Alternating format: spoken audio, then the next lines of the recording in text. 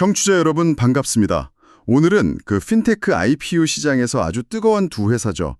블리시하고 마이애미 인터내셔널 홀딩스, 이 두 회사 상장 계획을 좀 집중적으로 파헤쳐 볼까 합니다. 네, 이게 바로 며칠 뒤 8월 11일쯤에 뉴욕증권거래소에 데뷔한다고 하죠. 티커가 각각 BLSH 그리고 MIAX입니다. 오늘 저희 분석은요, IPO 기대주, 블리시와 MIAX 상장 분석, 이 보고서 내용을 좀 바탕으로 해서요. 이 회사들이 뭘 하는 곳인지, 왜 이렇게 주목받는지, 또 투자할 때 뭘 좀 조심해야 할지 이런 것들을 좀 명쾌하게 정리해 드리려고 합니다. 뭐랄까 정보가 너무 많으니까 좀 길잡이가 필요하잖아요. 자, 그럼 바로 한번 시작해 보죠.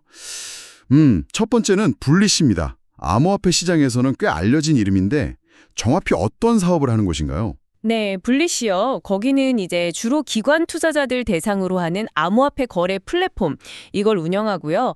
거기에 더해서 아마 들어보셨을 텐데 그 유명한 암호화폐 뉴스 매체 코인데스크 있죠? 거기에 모회사이기도 합니다. 본사는 케이맨 제도에 있고요. IPO 규모를 좀 보면요. 한 2천만 주 정도? 이걸 주당 28달러에서 한 31달러 사이 이 가격으로 공모를 해서요. 최대 한 6억 달러 이상 이 정도 자금 조달을 목표로 하더라고요. 이걸 기준으로 계산하면 예상 시가총액이 한 43억 달러 정도 됩니다. 와, 43억 달러면 상당한 규모네요. 특히 그 투자자들, 이름들이 아주 화려하던데요. 네, 맞아요. 투자자 라인업이 정말 인상적이죠. 그 피터 틸 아시죠? 피터 틸이 이끄는 파운더스 펀드하고 틸캐피탈 여기가 참여했고요. 또 블랙록하고 ARK 인베스트먼트 이쪽에서 IPO 가격으로 최대 2억 달러까지 살 의향이 있다 이렇게 밝혔다는 점이 시장의 기대감을 좀 보여주는 것 같아요. 와, 블랙록이랑 ARK까지요? 야, 이건 진짜 주목도가 높다는 거네요. 근데 왜 하필 지금일까요? 요즘 암호화폐 시장 변동성이 아직 좀 크잖아요. 아, 그거 좋은 질문이십니다. 여러 이유가 있겠지만 일단 암호화폐 시장이 좀 회복세를 보이는 것 같고요. 또 워싱턴 정가에서도 뭐 제니어스 법안 논의라든지 이런 걸 보면 규제 환경이 예전보다는 조금 더 우호적으로 바뀌고 있다. 뭐 이런 판단이 작용한 것 같습니다. 이런 분위기 속에서 비트코인이나 스테이블 코인 여기에 대한 투자 심리가 좀 개선된 기회를 잡으려는 거겠죠. 실제로 올해 비트코인 수익률이 한 25% 이상이거든요. S&P 500이 한 8% 정도인데 이걸 훨씬 앞지르고 있죠. 아, 그러니까 시장 타이밍을 좀 보고 들어온다는 거군요. 근데 그 재무 상태를 보면 약간 좀 불안한 부분도 있는 것 같던데요. 네네, 그 점은 꼭 짚어야 합니다. 올해 1분기 실적을 보면요. 순손실이 무려 3억 4,900만 달러예요. 작년에는 흑자였거든요. 근데 이게 적자로 확 돌아선 거죠. 이런 그 재무 변동성, 이게 블루시 투자의 어떻게 보면 핵심적인 위험 요소이면서 또 기회 요인이 될 수 있을 것 같습니다. 뭐랄까, 암호화폐 시장의 예측 불가능성을 그대로 보여주는 거죠. 물론 회사 쪽에서는 2분기에는 1억 달러 이상 순이익을 예상한다 이러면서 반전을 기대하고는 있습니다만 1분기 손실 규모가 정말 크네요. 2분기에 흑자 전환을 예상한다고 해도 이런 롤러코스터 같은 실적은 투자자들한테는 좀 부담스러울 수도 있겠는데요. 자, 그럼 블리시랑은 좀 결이 다른 회사죠. 마이애미 인터내셔널, MIX. 이쪽으로 넘어가 볼까요? 이 회사는 구체적으로 어떤 사업을 하나요? 네, MIX는 조금 더 전통적인 금융시장에 가까운 플레이어입니다. 미국 안에서 여러 개의 옵션 거래소를 운영하고 있고요. 또 선물이나 다른 파생상품 거래 서비스 이런 것도 제공하는 기업입니다. IPO 규모는 한 1,500만 주 정도, 주당 가격은 19달러에서 21달러 사이로 보고 있고요. 이걸로 대략 3억 달러 정도 조달하는 게 목표입니다. 예상 시가총액은 중간값 기준으로 보면 한 19억 달러 수준이고요. 주요 투자자를 보면 좀 다른데요. 워버그 핑커스 같은 그런 대형 프라이빗 에코티나 아니면 울버린 홀딩스, 서스케아나 시큐릴 같은 전문 트레이딩 회사들 이런 곳들이 주로 참여하고 있습니다. 아, 투자자 성격이 블리시하고는 확실히 다르네요. 거기는 VC나 암호화폐 펀드 쪽이었는데. 근데 MIX도 재무적으로 약간 좀 의아한 부분이 있던데요. 네, 맞습니다. 재무상태를 보면 좀 눈에 띄는 변화가 있어요. 이게 2025년 상반기 순이익이 210만 달러에 그쳤거든요. 근데 이게 작년 같은 기간에는 1억 1,030만 달러였어요. 그러니까 거의 뭐 98% 가까이 확 줄어든 거죠. 네, 98% 감소요? 아니 이건 뭐 엄청난 하락폭인데요. 혹시 특별한 이유라도 있나요? 이 점은 좀 투자 매력도를 떨어뜨릴 수도 있겠는데요. 보고서상에는 그 구체적인 급감 원인이 명확하게 나와 있진 않습니다.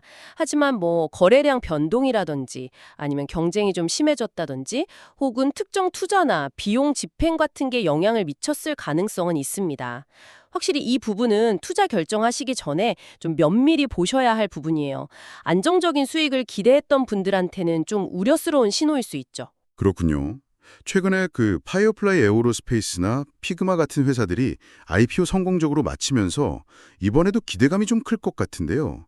청취자 여러분께서 이 두 회사를 보실 때 특히 좀 유의해야 할 공통적인 위험 요소 이런 게 있을까요? 네, 있습니다. 아주 중요한 포인트인데요. 바로 그 플로트 효과, 그러니까 유통 주식 수가 부족하다는 문제입니다. 두 회사 모두 IPO를 통해서 시장에 풀리는 주식 비율, 이걸 이제 유통 물량이라고 하잖아요. 이게 상당히 적어요. 특히 분리시 같은 경우는 전체 주식의 15%도 안 되는 물량만 초기에 거래될 예정이라고 합니다. 유통 물량이 적으면 구체적으로 어떤 문제가 생길 수 있는 거죠? 이게 상장 초기에 주식을 사고 싶어 하는 사람은 많은데 시장에 나와 있는 주식은 별로 없는 상황이 되는 거죠. 그러다 보니까 주가가 기업의 실제 가치보다 훨씬 더 과도하게 뭐랄까 거품처럼 확 오를 수가 있어요. 약간 품절주 같은 효과가 나타나는 거죠. 그러다가 나중에 물량이 풀리면 확 떨어질 위험도 있고요. 그래서 보통 한 180일 정도로 정해지는 락업 기간이라고 있거든요. 이게 끝날 때까지 좀 기다려보는 전략, 이걸 고려해 볼 수 있습니다. 락업이라는 게 초기 투자자들이 일정 기간 동안 주식을 못 팔게 묶어두는 거잖아요. 아, 락업 기간. 네네. 네, 이 기간이 끝나면 이제 시장의 주식 공급이 늘어나니까 가격이 좀 더 안정화되거나 아니면 하락할 가능성이 있습니다. 아하, 락업 폐쇄 시점까지 기다리는 전략. 그거 일리가 있네요. 근데 또 그 사이에 시장 상황이 확 바뀔 수도 있고 뭐 기업에 대한 평가가 달라질 수도 있는 거 아닌가요? 타이밍 잡기가 진짜 어렵겠는데요. 정확하십니다. 무작정 기다리는 게 꼭 좋은 건 아니에요. 라고 풀리기 전에 이미 주가가 적정 수준을 찾아갈 수도 있고요. 반대로 생각보다 더 크게 떨어질 수도 있죠. 결국은 그 기업의 기본적인 체력, 펀더멘털이라고 하죠. 그리고 시장 상황을 계속 보면서 좀 신중하게 판단해야 합니다. 결국 IPO라는 그 화려한 겉모습 뒤에 있는 기업의 진짜 모습, 그리고 시장의 변동성, 이걸 좀 냉철하게 봐야 한다는 말씀이시네요. 정리를 좀 해보면 분리시는 성장 잠재력은 큰데 암호화폐 시장 특유의 그 변동성이라는 양날의 검을 쥐고 있는 거고, MIX는 좀 더 전통적인 거래소 모델이지만 최근에 수익성이 확 안 좋아진 게 좀 걸리고요. 두 회사 다 핀테크라는 매력적인 산업에 속해 있긴 하지만 공통적으로 유통 물량이 적다는 거랑 락업 해제라는 단기적인 수급 리스크를 안고 있다 이렇게 볼 수 있겠네요. 네, 맞습니다.